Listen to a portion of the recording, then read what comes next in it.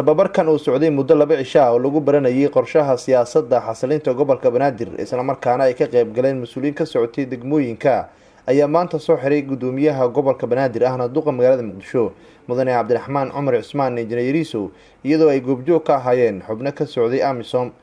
inta uu tababarkan socday ayaa goobta waxaa ka hadlay qaar ka mid ah mas'uuliyiintii ka qayb gashay iyagoo sheegay in tababarkani uu muhiim u yahay fahamka siyaasadda iyo in dadka Soomaaliyeed ee wax kala tabanaya la isku keeno. sidoo kale waxa uu muhiim u yahay midnimada iyo xasiloonida caasimadda. gudoomiyaha gobolka Banaadir ahna duqa magaalada Muqdisho mudane Cabdiraxmaan Cumar Cusmaan Injineeriso oo tababarka soo xiray ayaa tilmaamay in shacabka iyo madaxda looga baahan yahay ilaalinta sharciga. maamulka gobolkan waa maamulka shacabka ugu dhawaanana waa waxa aan ku helayno kalsooni shacab hadii la helana waxay imaanaysaa horumarka caasimadda anaga waxaan rabnaa in la tartanto caasimadaha adduunka.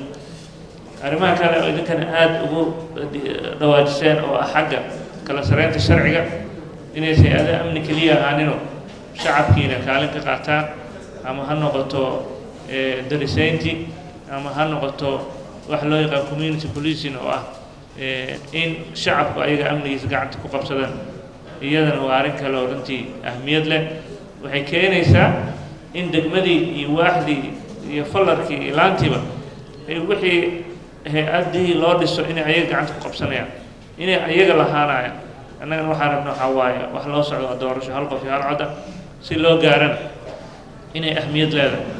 sidoo kale arrimaha golaha deegaanka in degmo walba laga soo doorasho ay dhacdo 2020 annaga caasimadda waxaan rabnaa inay horseed u noqoto dhammaan gobollada dalka oo aan hirgelino doorashooyinkii dowladaha hoose 2019 oo gudiyadii ama golayaashii deegaanka la soo doorto. Nuur Saciid Taaliil, SNTV, magaalada Muqdisho.